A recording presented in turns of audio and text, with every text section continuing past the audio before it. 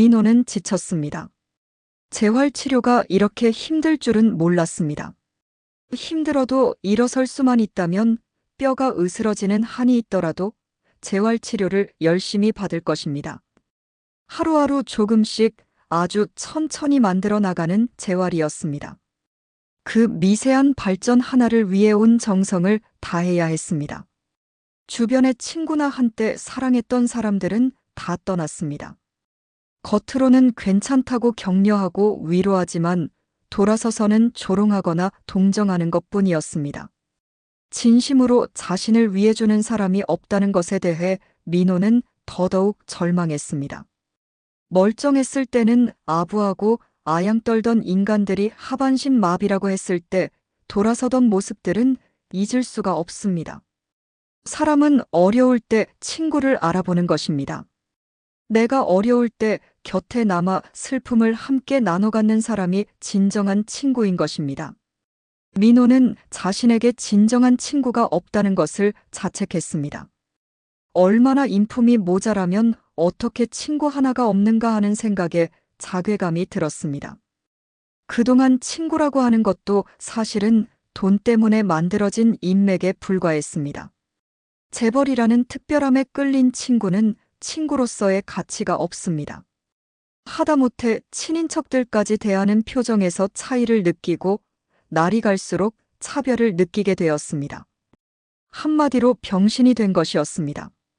그들은 뒤에서 병신이라고 놀리고 헐뜯을 것입니다. 그러니 재활에 대한 의지가 박약할 수밖에 없었습니다. 그런 때에 어느 날 우연히 그녀가 나타났던 것입니다. 우아한 모습에 맑고 상냥한 목소리를 가진 그녀는 정말 아름다웠습니다. 그런 여자가 민호에게 말을 붙이고 웃어줬습니다. 그 순간에 민호는 심장이 멈추는 줄 알았습니다. 숨을 쉴 수가 없었습니다. 그녀의 목소리는 천상의 소리였습니다. 간호사 복장이 너무 잘 어울리는 그녀는 백의의 천사였습니다. 민호가 휠체어에 앉아 멍하니 창밖을 바라보고 있었을 때 그녀는 조용히 다가와 말을 걸었습니다. 햇살이 따스하지요. 밖에 나가보고 싶으세요? 바깥에는 아직은 춥지 않을까요? 좀 쌀쌀하겠지요. 그래도 햇살이 따스해서 괜찮을 겁니다. 며칠 더 있다가 나가 보겠습니다. 간호사의 이름은 김수진이었습니다. 그녀의 뒷모습은 섹시했습니다. 한창 나이의 민호에게는 열정적인 모습으로 다가왔습니다. 수진은 민호를 또 찾아왔습니다. 오늘도 여기 나와 계시네요. 병실이 갑갑한가 봐요? 네, 칙칙한 곳에 누워 있으니까 마음까지 더 어두워지는 것 같아요. 책이라도 보시면 좀 괜찮지 않겠어요? 아, 그것도 해봐야겠군요. 몰두하는 게 있으면 시름을 잊을 수 있겠지요. 수진의 말은 민호의 가슴을 들뜨게 만들었습니다. 묘한 매력과 함께 포근함이 어우러진 여자였습니다. 제가 가지고 있는 책 중에서 하나 추천해 드릴까요? 그러면 감사하죠. 어떤 책인데요? 내일 가지고 와서 드릴게요. 베스트셀러이기도 했던 책인데, 호모데우스라고. 아, 그 작가 책을 좋아합니다. 한번 읽어보도록 하겠습니다. 다음 날 호모데우스를 전해준 수진은 바쁘다고 데스크로 뛰어갔습니다. 민호는 그런 수진의 모습을 바라보면서 뭔지 알 수 없는 애틋함을 느끼게 되었습니다. 햇볕을 쏘이고 이을 때 가끔씩 나타나주는 수진에게 민호는 점차 마음을 빼앗겼습니다. 어느 날 민호는 병실에서 수진을 만나게 되었습니다. 민호가 있는 병실 담당으로 왔던 것입니다. 앞으로 좀 더 자주 뵙겠는데요. 이쪽 담당이거든요. 그 말에 민호는 뛸 듯이 기뻤습니다. 그렇다고 대놓고 좋아라 할 수는 없었습니다. 속으로 환호했습니다. 수진을 보는 것만으로도 민호는 안정이 되어 갔습니다. 사고를 당해 하반신 불수가 된다는 말을 처음 들었을 때 민호는 속으로 각오를 했었습니다. 불구로 사느니 죽을 것이라고. 그래서 하루에도 몇 번씩 어떻게 죽을 것인가를 생각했습니다. 그런데 수진을 만나 생각이 바뀌었습니다. 사지가 멀쩡했을 때는 몰랐던 것들이 막상 불구가 되고 보니 그 모든 것들이 얼마나 큰 축복인지 알게 되었습니다. 더 조심하고 늘 감사하게 생각했어야 하는 건강이었습니다.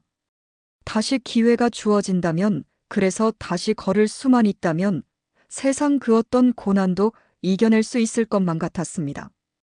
그런 면에서 수지는 큰 도움이 되었습니다. 앞날에 대한 기대와 희망을 갖게 했습니다. 수진 씨, 언제 우리 집에 초대 한번 하고 싶은데 괜찮겠습니까? 다른 의미는 없고요. 식사나 하자는 겁니다. 네, 괜찮아요. 식사까지 초대해 주시는 게 과분해서. 식사를 한번 샀으면 했는데 보시다시피 이런 몰골로 식당에 들어가기가 그래서 아예 집에서 하는 게 어떨까 생각해 본 겁니다. 수지는 속으로 환호를 했습니다. 너무 기뻐서 자신도 모르게 박수를 칠 뻔했습니다. 그렇게 해서 며칠 후 민호는 퇴원을 하면서 수진을 집으로 초대했습니다.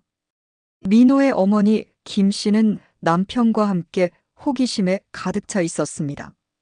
부모 입장에서 좌절과 절망 속에 있던 민호를 희망에 부풀게 한 인물이 누구인가 보고 싶었습니다. 김 씨는 수진을 처음 봤을 때 상냥하고 그늘이 없다는 인상을 받았습니다.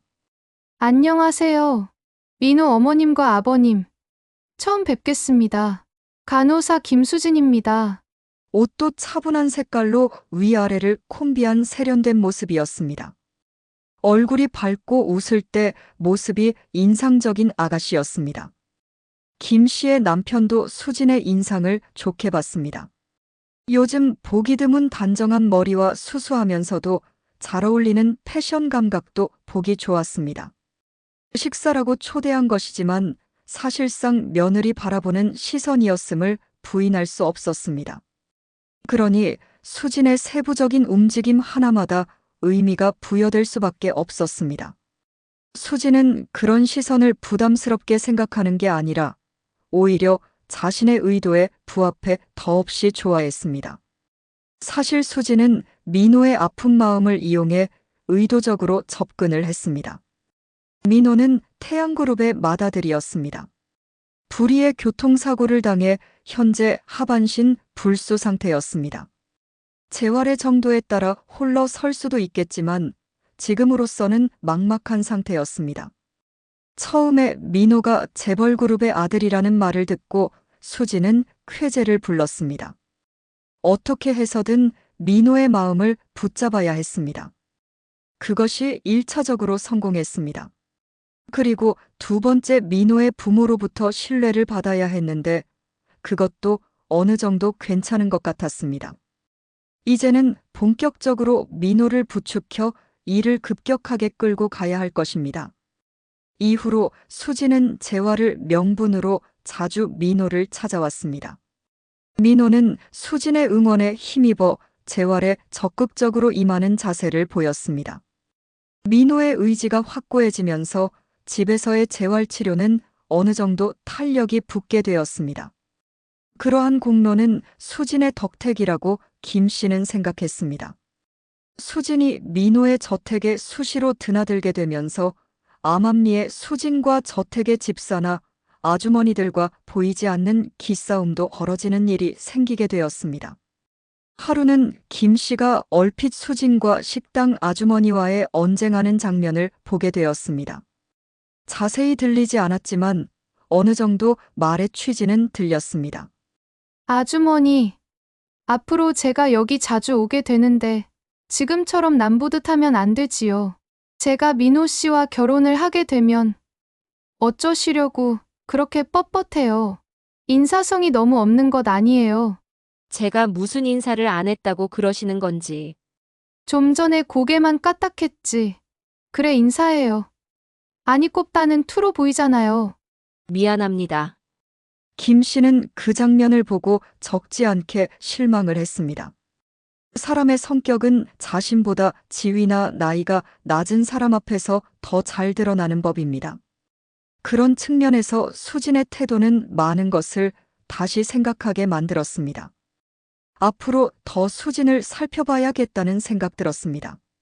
뭔가 수진이 숨기고 있는 다른 이면이 있는 것 같았습니다. 김 씨는 아들에게 접근한 수진을 의아스럽게 보기 시작한 것입니다. 그것도 모르고 수진은 김 씨에게 더 아양을 떨고 더 친근해진 척 했습니다. 점차 만나는 시간이 늘어나면서 김 씨는 수진으로부터 이중적인 태도를 자주 보게 되었습니다. 겉으로 친절하고 상냥한 것 같았지만 돌아서선 전혀 다른 얼굴을 하는 것으로 보였습니다. 어머님, 민호 씨가 요즘 재활에 열성적이라 곧 좋은 기적이 일어날지도 모르겠어요. 김 씨는 부침성 있는 수진을 겉으로는 친절하게 대해 주었습니다. 그러나 속으로는 여러모로 다른 각도에서 사람 됨됨이를 관찰하고 있었습니다. 어느 날 이른 아침, 병원 소화기내과 프론트 데스크에서 수진은 통화를 하고 있었습니다. 하여튼 이번엔 진짜야. 알짜배기를 잡은 것 같아. 재벌 아들이면 말을 더해 뭐하니? 수진은 깔깔거리며 웃었습니다. 뭐가 그리 좋은지 기분이 들떠 보였습니다. 애가 순진해. 병신이 됐는데 지가 뭐라고 자존심을 내세우겠냐? 나 정도면 끔뻑하는 거지. 그녀의 간호사복이 몸에 착 달라붙어 곡선이 그대로 드러나 보였습니다. 자신의 몸매에 확신을 하고 있는 듯 했습니다. 그때 옆에서는 청소하는 아주머니 한 분이 다소 어색한 태도로 바닥 청소를 하고 있었습니다. 행색은 청소부 복장이었지만 가만히 보면 어딘가 귀티가 엿보였습니다. 진찰실은 조용했고 간혹 병실 환자가 한두 사람이 눈에 띄었습니다. 수지는 청소하는 아주머니는 투명인간으로 보였는지 아무런 거리낌도 없이 떠들었습니다. 사실 사고로 하반신 마비라는 통보를 받으면 보통 사람들은 한동안은 살고자 하는 희망을 다 버리게 돼. 그럴 때 내가 나타나서 친근해주니 얼마나 기쁘겠냐? 병신들이 감정 변화가 더 빠르거든. 한쪽에서 수진의 그런 말들을 듣고 있는 청소부 아주머니는 다름 아닌 태양그룹 회장의 아내이자 민호의 어머니였습니다. 그녀의 주먹에 힘이 들어갔습니다. 자신의 아들을 두고 병신이라며 떠드는 수진을 바라보는 김 씨의 눈에는 눈물이 글썽거렸습니다. 변장을 했기 때문에 수진이 알아보지 못했습니다. 수진 입장에서도 그룹 사모님과 청소부 아주머니는 전혀 매치가 되지 않았을 것입니다. 세상이 두 쪽 나도 청소부 아주머니를 그룹 사모님으로 착각할 일은 없었을 것입니다. 어쨌든 김 씨는 수진의 다른 면을 찾아볼 수 있었습니다. 수진이 어떤 목적으로 민호에게 접근한 것인지, 또 민호를 어떻게 생각하고 있는지 어느 정도 알 수 있었습니다. 아까 수진이 통화하는 내용도 녹음해 두었습니다. 김 씨는 아들에 대한 걱정이 많아졌습니다. 혹시나 했는데 수진이 나쁜 의도로 민호에게 접근한 게 분명했습니다. 그럼에도 불구하고 아들에게 이 사실을 말할 수가 없었습니다.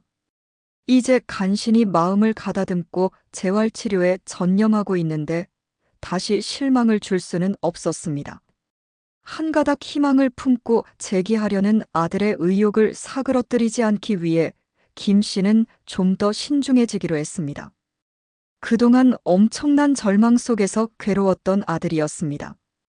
그렇다고 아들에게 나쁜 의도를 가진 수진을 그대로 받아줄 수는 없는 일이었습니다. 그녀의 속내를 까발려 들춰내야 했습니다.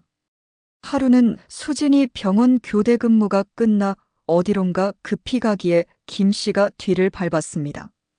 집에 가는 것 같았습니다. 따라가 보니 병원에서 멀지 않은 오피스텔이었습니다. 1층 두 번째 방으로 들어갔습니다. 주소지를 확인해 두었습니다. 한참을 기다리고 있었습니다. 그러자 중년의 한 남자가 수진을 찾아왔습니다. 벨을 누르자마자 현관이 열리고 수진이 그 남자의 목을 두 팔로 감싸 안았습니다. 마치 연인 사이 같았습니다. 남자가 들어가고 얼마 후 남자 나왔습니다.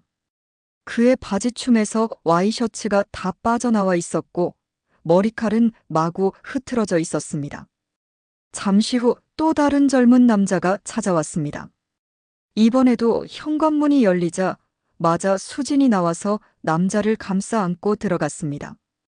그 남자 역시 넥타이를 풀어 젖힌 상태로 들어갈 때와 달리 깔끔하지 못했습니다. 김 씨는 그런 장면들을 모조리 녹화했습니다.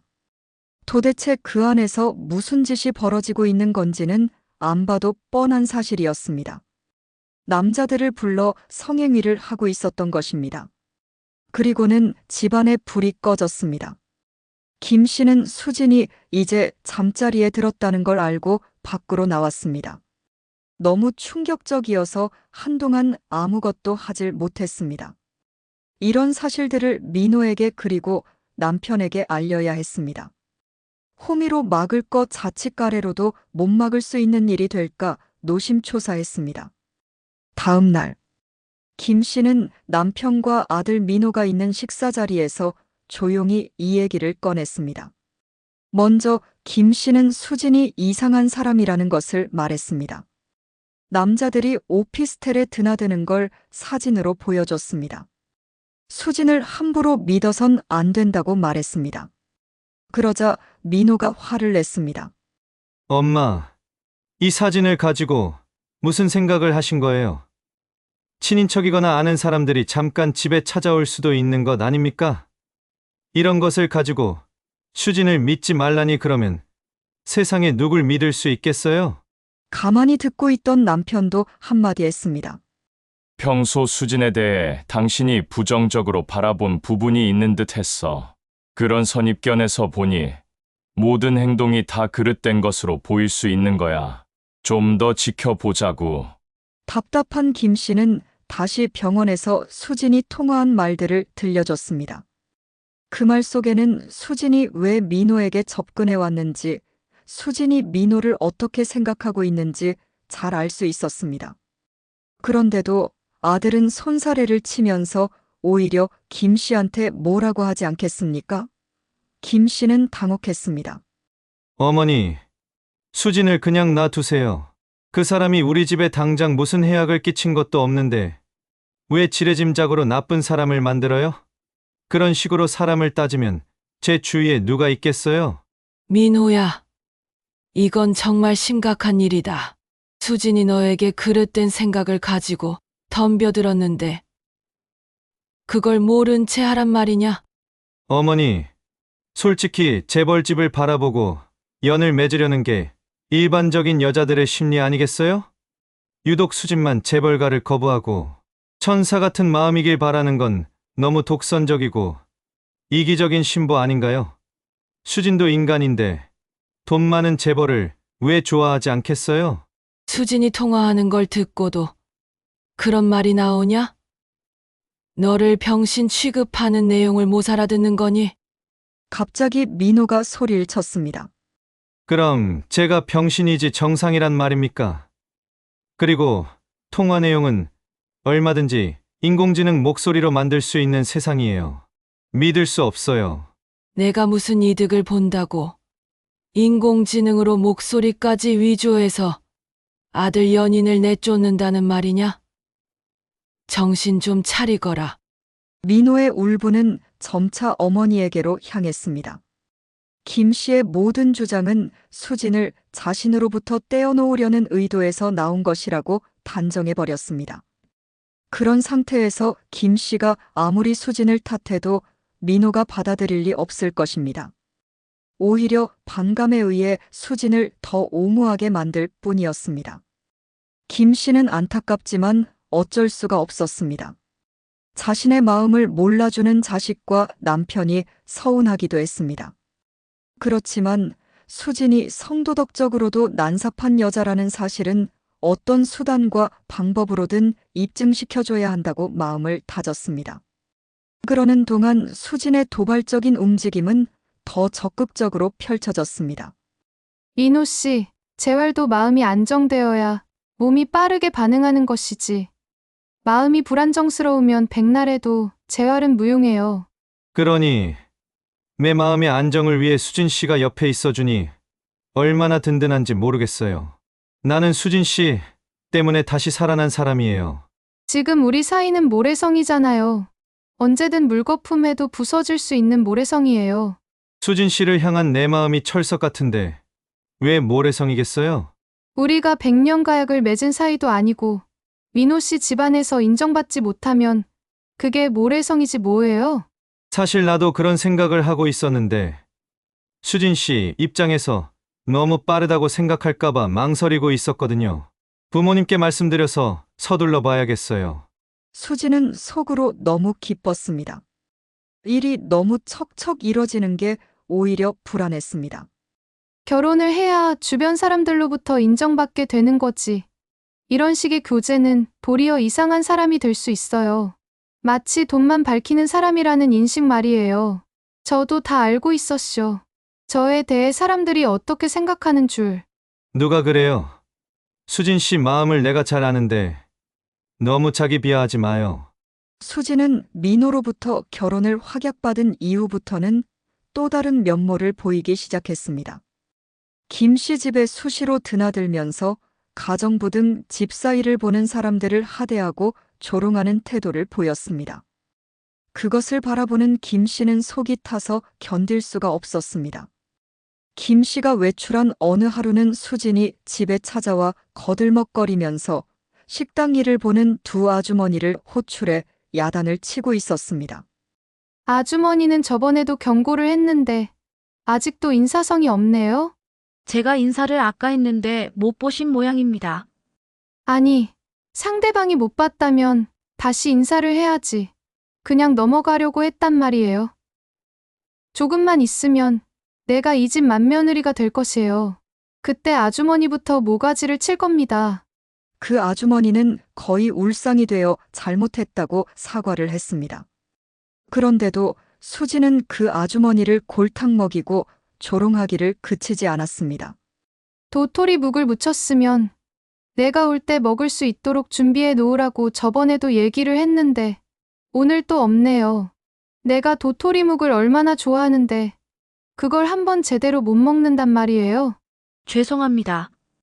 이따가 묵을 만들어 놓겠습니다. 그걸 그렇게 빨리 만들 수 있겠어요? 순수한 우리나라 도토리로 만들어야지요. 알겠습니다. 식재료상에게 주문을 해놔야겠습니다. 수지는 이미 재벌가 며느리가 다 되어 있었습니다. 마침 외출했다가 돌아온 김 씨가 바로 그런 순간들을 모두 보고 있었습니다. 기가 막혔습니다. 김 씨는 수진의 언행을 보면서 화를 냈습니다. 수진아, 너는 우리 집에 드나들면서 집안 살림하는 분들에게 너무 막대하는 경향이 있더구나. 그 사람들의 인격을 무시하는 건 곧 너 자신의 인성을 말하는 거야. 그걸 알고 행동해야지.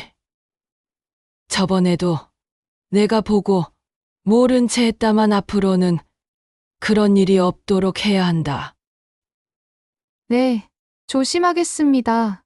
그런데 일부 사람들이 아직도 저를 이 집 식구로 여기질 않아서 서운했습니다. 그래서 지적을 한 것이었습니다. 그러면서 수지는 김 씨에게도 어느새 반감을 드러내기 시작했습니다. 시어머니로 잔소리가 너무 많다는 생각을 하면서 은근히 김 씨의 말에 따박따박 말대꾸를 하기 시작한 것입니다. 그런 눈치를 못 차릴 김 씨가 아니었습니다. 김 씨는 예비 며느리의 독선적인 성격을 잘 알고 그에 대응할 준비를 하고 있었습니다. 다시 이른 아침 병원 소화기내과 데스크에는 일찍 출근한 수진이 나와 있었습니다. 김 씨는 푸른색 청소복을 입고 부근을 청소하고 있었습니다. 수진은 청소부 아주머니를 아주 없는 사람 취급하는 듯 옆에 가까이 있었는데도 통화를 막 하고 있었습니다. 그 집 이미 내가 접수했어. 거기 회장님과 아들은 내가 하는 대로 해. 다만 늙은 애미가 회방을 좀 놓는 것 같아. 그래봤자 자기가 뭘 어떻게 하겠어. 수진의 수다는 소화기 내과 간호사들이 한둘씩 출근하기 시작할 때까지 연속되었습니다. 그것을 녹음하면서 귀를 기울이고 있는 김 씨는 어떻게든 조심스럽게 좀 더 가까이 다가가 봤습니다. 상대방의 통화 소리도 들렸습니다. 너는 완전히 봉 잡은 거야. 한몫 생기면 술 한 잔 사야 해. 술이 문제냐? 재벌집 며느리가 되는데 봐서 오피스텔 하나 해줄 수도 있지. 정말. 그런데 너 정말 그 병신하고 아주 살려고 하는 거니? 내가 미쳤냐? 이것저것 빼먹고 이혼해서 위자료 챙기는 거지. 병신 주제에 나 같은 미인을 욕심내는 건 그쪽 잘못이지. 민호는 나한테 완전히 빠졌어. 아직 세상 물정을 모르더라고. 그 소리를 듣고 있는 김 씨는 울분이 치밀어 견딜 수가 없었습니다. 하지만 지금은 때가 아니었습니다. 김 씨는 수진의 허영심을 자극해 스스로 함정에 빠지도록 계획을 세웠습니다. 어느 날 김 씨는 수진을 불러 차분하게 말했습니다. 수진아, 그동안 우리 집 드나들며 민호 재활 돌봐준 거 고맙게 생각한다. 그래서 말인데 2층에 넓은 방이 하나 있는데 거길 네가 사용하면서 인호를 더 가까이서 도와주면 좋을 것 같은데 이 생각은 어떠니? 수진은 가만히 생각을 했습니다. 자신이 들어와 산다면 결혼이나 마찬가지로 주변에서 자신을 태양그룹 식구로 생각할 것으로 믿었습니다. 혹시 친구라도 드나드는 것도 허용해 줄 테니 마음 편하게 생각하면 좋겠다. 네, 그렇게 하겠습니다. 내일부터 들어오겠습니다. 그렇게 해서 수진은 재벌가 집에 들어가 살게 되었습니다. 민호는 가장 먼저 박수를 쳤습니다. 수진을 믿어준 어머니한테도 고맙다고 했습니다. 수진의 위세는 더 당당해졌습니다. 집안일을 돌보는 사람들을 집합시켜 자신이 뭘 좋아하고 뭘 싫어하는지를 교육했습니다. 하는 게 마치 일국의 공주라도 되는 양 했습니다. 그렇지만 김 씨는 다 속셈이 있었습니다. 어느 날 수진을 찾아온 젊은 남자가 있었습니다. 수진의 사촌 오빠라고 했습니다. 동생이 이사를 갔다고 해서 어떤 곳인가 한번 찾아와 봤다는 것입니다. 수진은 그 남자를 위층 자기 방으로 데려 들어갔습니다. 김 씨가 보기에 그 남자는 전에 수진의 오피스텔에서 봤던 그 남자 같았습니다. 모습이 거의 비슷했습니다. 김 씨는 자기 방으로 들어가 노트북을 켰습니다. 그러자 수진의 방안이 구석구석 다 보였습니다. 남자는 방에 들어가자 마자 수진과 깊은 키스를 나눴습니다. 수진이 두 팔로 남자의 목을 감싸 안았습니다. 남자는 그 자리에서 옷을 벗어 던지고 수진과 성행위를 했습니다. 김 씨는 기겁을 했습니다. 이렇게까지 노골적으로 행동할 줄은 몰랐습니다. 마치 자기 집안에서 행동하는 듯 거리낌이 없었습니다. 남자는 수진의 허리를 휘어잡고 힘자랑을 했습니다. 수진의 신음소리가 방 안에 가득했습니다. 김 씨는 화면을 껐습니다. 감히 내 집에서까지 저짓을 할 수 있다는 게 한편으로 오싹했습니다. 무서운 여자였던 것입니다. 어느 누가 저토록 과감하게 행동할 수 있단 말입니까? 그날 남자가 돌아가고 이어서 여자친구라는 사람이 찾아왔습니다. 그 여자는 수진이 자주 통화하던 그 여자 같았습니다. 너 정말 성공했다. 말로만 그런 줄 알았는데 정말이네. 너 솜씨는 알아줘야 한다니까. 나는 내가 원하는 걸 하고야 마는 성격이야. 병신 하나 꼬시는 건 누워 떡 먹기야. 그래서 구체적인 계획은 뭐야? 결혼해서 위자료 챙기고 이혼한다며. 당연하지. 병신하고 어떻게 평생을 사니? 재벌가 위자료 주는 건 뉴스에서 봤지? 돈이 지천이야 그냥 휴지같이 쓰는 게 돈이지. 그중에 지극히 작은 일부를 나한테 주는 거야. 뭐 티가 나겠냐? 그럼 언제 결혼할 건데? 3개월 내로 끝내야지. 빨리빨리 해치워야지. 시간 낭비할 필요 없어. 어차피 사랑이라는 건 없이 시작하는 거니까. 마음 아프고 말고 할 것이 없잖아. 속전속결해야지. 그럼 너 주변이 그 많은 남자들은 다 어떻게 할 거냐? 결혼하면 당분간 만날 수 없잖아. 뭐 어려워. 지속적으로 다 만나 재미 봐야지. 하반신 불수하고 뭐 재미를 보겠냐? 그들은 히덕거리며 아무 말이나 마구 쏟아내고 있었습니다. 걸릴 것이 없었습니다.